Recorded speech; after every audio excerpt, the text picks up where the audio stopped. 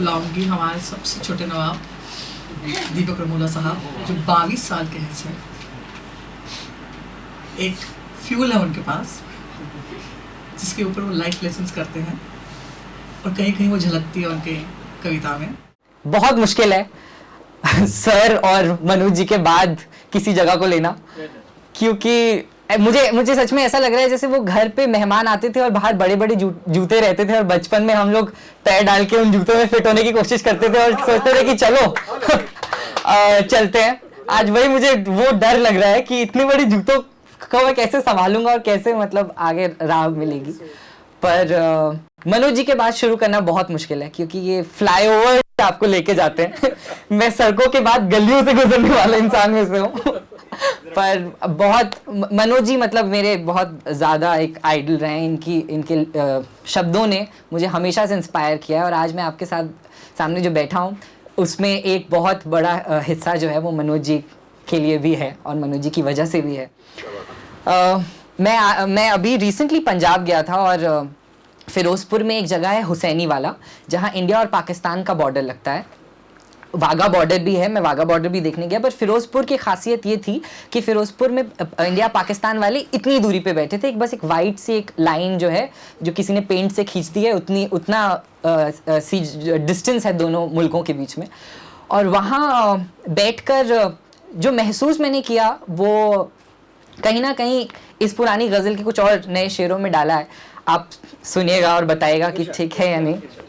कि डिग्रियों वाला है वो, बिस्तर और जमीन का फर्क जानता है। डिग्रियों वाला है वो, बिस्तर और जमीन का फर्क जानता है।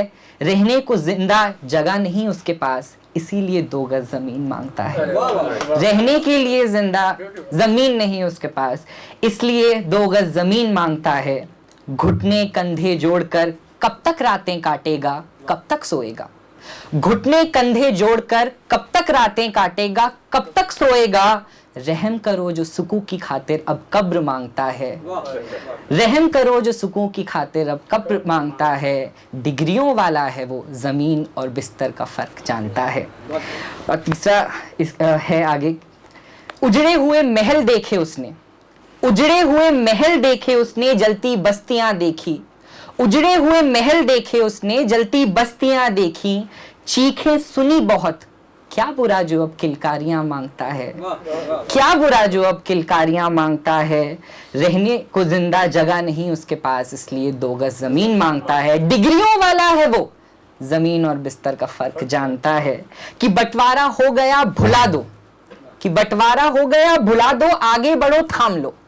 कि बंटवारा हो गया भुला दो, आगे बढ़ो थाम लो। वो बाहें खोल के खड़ा है, न दिल्ली न लाहौर न हिमाचल मांगता है। वो बाहें खोल कर खड़ा है, न दिल्ली न हिमाचल न लाहौर मांगता है। डिग्रियों वाला है वो, बिस्तर और जमीन का फर्क जानता है। और आखिरी शेर गजल का है कि रंजिशें सभी को थी, हमें भी तुम्हें भी। रंजिशें सभी को थी, हमें भी तुम्हें भी। जवाब देना सीख लो जब जब कोई सवाल मांगता है। जवाब देना सीख लो जब जब कोई सवाल मांगता है। डिग्रियों वाला है वो, जमीन और बिस्तर का फर्क जानता है। रहने को जिंदा जगह नहीं उसके पास, इसलिए 2 गज जमीन मांगता है। धन्यवाद। मैं अक्सर करता हूं कि कुछ ऐसा लिख सकूं जो देहरादून की अपने लिए और देहरादून की उस छत की मुंडेर पे बैठा हुआ लड़का जो अक्सर सोचता था कि कहीं तो जाकर किसी और के कानों पर ये शब्द पढ़ेंगे मेरे माँ बाप को छोड़कर। और मेरी बहन जो रोने लगती थी जब मैं उसे सुनाता था। मेरी बहन की पहली शर्त आज भी, जब मैं देहरादून वापस जाता हूँ और मैं कहता हूँ कि मैं वापस आ रहा हूँ, मैं टिकट्स बुक करवा ली, कहती अपनी प्लीज मत लेकर आना। वो पहली शर्त है और ये मजाक नहीं है, वो सच में कहती है प्लीज अपनी डायरी मत लाना। और डायरी ले आऊं तो मैं हाँ पढ़ना नहीं। और उसके सामने बैठता हूँ और मैं कहता हूँ मैं दीपिका मैंने कुछ नया लिखा है, तो मुझसे कहती है पहली 3 चीजें बताओ, मौत, कफन और हवा अगर नहीं है तो मैं सुनूंगी। क्योंकि मैं 8वीं क्लास में था और मेरे मम्मी पापा शादी में गए हुए थे और वापस आए तो मेरी बहन दौड़ते हुए उन तक गई और गेट पे जैसे ही वो पहुंचे तो कहती है आपका बेटा पागल हो गया है, इसको आप भेज दो। तो कहते हैं क्या हुआ, कहती है अंदर जाके आप खुद पूछ लो। तो अंदर आए, मैंने कहा पापा ने पूछा क्या हुआ, मैंने कहा कुछ नहीं, मैं तो दिन लिख रहा था। तो पापा कहते हैं तो फिर ये क्यों बोल रही है ऐसा। तो पापा कहते हैं सुनाओ क्या लिख रहे थे। तो मैंने लिखा था कि न तोड़े न करें चोरी, न करें चोरी न तोड़े खजानों के ताले, न करें चोरी न तोड़े खजानों के ताले, तो क्या रात को चूल्हे पे अपना खून उबाले। और मेरे पापा इतना डर गए कि हम क्या नहीं दे रहे इसको कि ऐसे ख्याल इसके जहन से गुजर रहे हैं। और वो रात जो मुझे काउंसलिंग करते हुए गुजरी है, वो आज उसका यहाँ नतीजा निकल रहा है। तो मैं जब आ रहा था तो पापा कह रहे थे कि उनको वो बात जरूर बताना जिस शाम तुमने हमें डरा दिया था। अगली जो गजल के कुछ शेर हैं, ये बहुत पर्सनल है, मैंने कुछ साल पहले लिखे थे और कुछ इस तरह हैं कि हरा के जाने उसको हासिल क्या किया, हरा के उसको जाने हासिल क्या किया, जीत को बस अपनी मैंने दागदार कर दिया। हरा के उसको जाने हासिल क्या किया, जीत को अपनी बस दागदार कर दिया। चेहरे पे शिकन थी हल्के से आंसू भी, चेहरे पे शिकन थी हल्के से आंसू भी, उसकी खुशी को मानो मैंने बेघर कर दिया। हरा के उसको जाने मैंने हासिल क्या किया, मदद जिनकी करनी थी उन्हीं को लूटा है, मदद जिनकी करनी थी उन्हीं को लूटा है, अपनी काबिलियत को मैंने आज शर्मसार कर दिया। हरा के जाने उसको मैंने हासिल क्या किया, जीत को बस अपनी दागदार कर दिया। और अगला शेर है कि यार थे मेरे कल तक वो सभी, यार थे मेरे कल तक वो सभी, एक चाल क्या चली सबको अजनबी कर दिया, एक चाल क्या चली सबको अजनबी कर दिया, जीत को मैंने अपनी दागदार कर दिया। और आखिरी शेर है, इस गौर से सुनिएगा कि खेल तो थी घर घर का जिंदगी, कि खेल तो थी घर घर का जिंदगी, मौका क्या मिला शतरंज कर दिया। खेल तो थी घर घर का जिंदगी, मौका क्या मिला शतरंज कर दिया। यार थे मेरे कल तक वो सभी, एक चाल क्या चली सबको अजनबी कर दिया। हरा के उसको जाने हासिल क्या किया, जीत को अपनी मैंने दागदार कर दिया। मैं वनीता मैम ने जैसे मेंशन किया, सबसे ज़रूरी चीज़ जो ऐसे मुशायरे में और ऐसी महफिलों में कही जाती है कि वो जो कवि होते हैं वो माइक छोड़ते नहीं। मतलब मनोज जी को इतने जल्दी उठते देखकर मैंने सोचा हे भगवान, मैं तो मुट्ठी भर की चीज़ें लाया था, इन्होंने तो उंगली से बिल्कुल एक ड्रॉप गिरा के ये चले गए। करीबन एक डेढ़ साल पहले मैं फरीदाबाद में एक दृष्टिबाधित विजुअल इम्पेयर्ड बच्चों के ग्रुप को पढ़ा रहा था और मैंने उनसे पूछा कि अगर आप जिंदगी में कुछ एक चीज पा सकें तो आप क्या पाना चाहेंगे। तो एक 17 साल का लड़का था और वो उठा और उसने कहा कि if I could have one thing I would want to die on my birthday. और मैंने उसकी तरफ देखा और बड़ा भारी सा उसने विश मांग ली।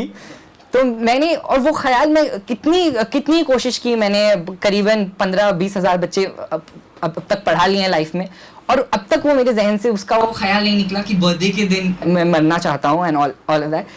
उसको मैंने इस अगली गजल में बांधने की कोशिश की, उस कमाल के थॉट को कि हो मरना मेरे मुतालिक तो अपने जन्मदिन पर मरूंगा, हो मरना मेरे मुतालिक तो अपने जन्मदिन पर मरूंगा, गूंजता रहे आंगन इसलिए मस्ती की जगह मातम रखूंगा।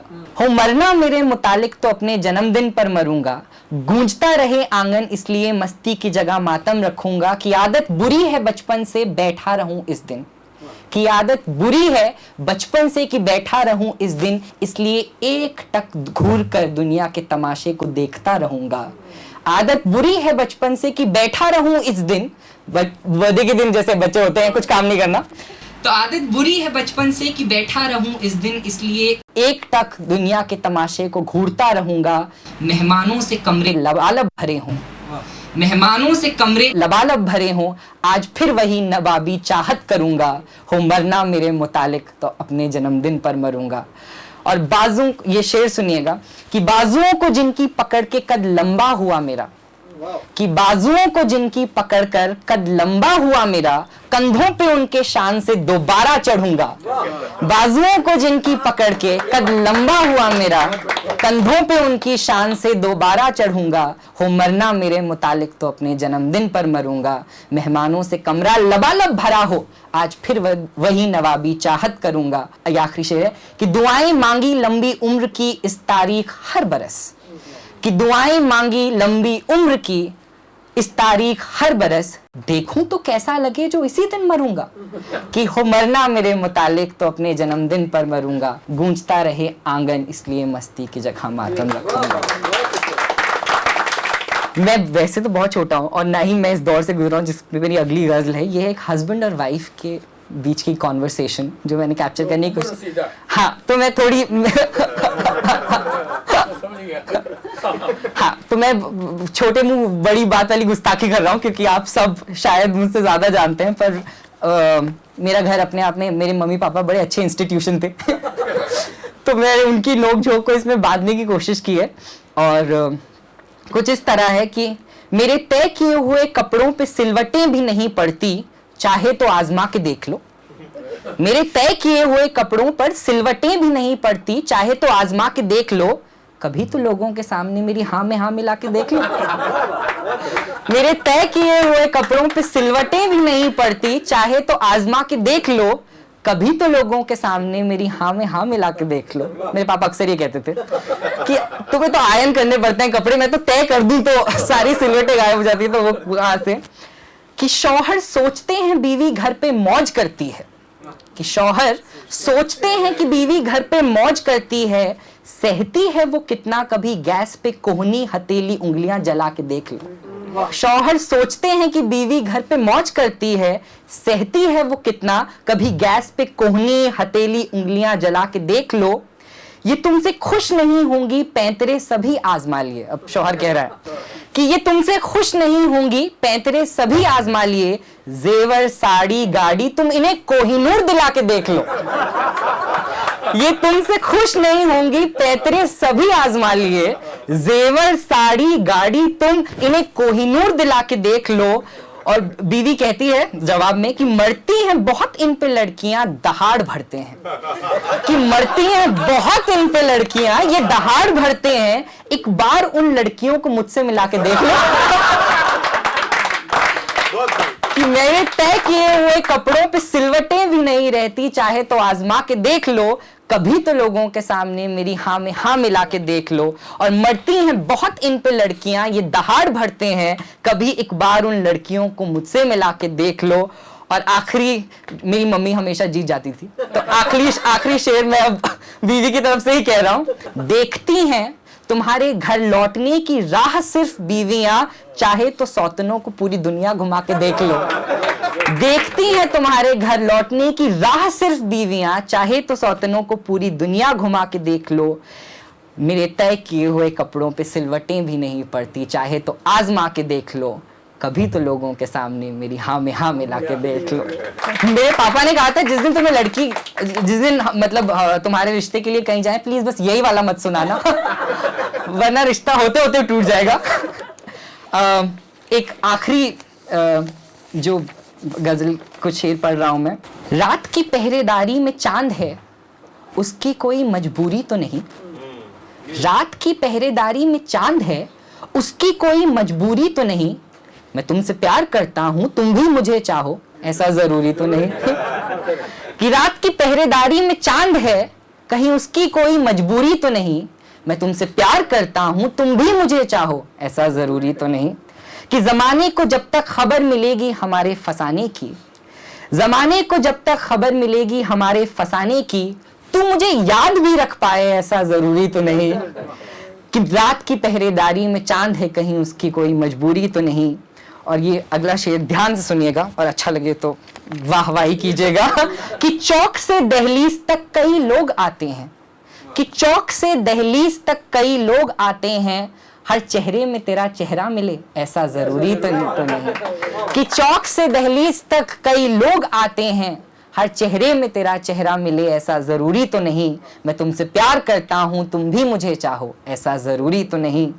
कि हीर रांझे लैला मजनू श्री फरहाद के किस्से बहुत सुने, कि हीर रांझे लैला मजनू श्री फरहाद के किस्से बहुत सुने, हम भी उनकी फरिश्त में शामिल हो जाएं, ऐसा जरूरी तो नहीं। मैं तुमसे प्यार करता हूं, तुम भी मुझे चाहो, ऐसा जरूरी तो नहीं। और यह आखिरी शेर मेरी तरफ से इस खूबसूरत मुशायरे में ये है कि रिश्ता टूटता है तो टूट जाए खुदा से, कि रिश्ता टूटता है तो टूट जाए खुदा से, सिर्फ उसका नाम सुन के सजदा करूं, ऐसा जरूरी तो नहीं कि रिश्ता टूटता है तो टूट जाए खुदा से, सिर्फ उसका नाम सुन के सजदा करूं, ऐसा जरूरी तो नहीं। रात की पहरेदारी में चांद है, कहीं उसकी मजबूरी तो नहीं। मैं तुमसे प्यार करता हूं, तुम भी मुझे चाहो, ऐसा जरूरी तो नहीं, ऐसा जरूरी तो नहीं। Thank you so much.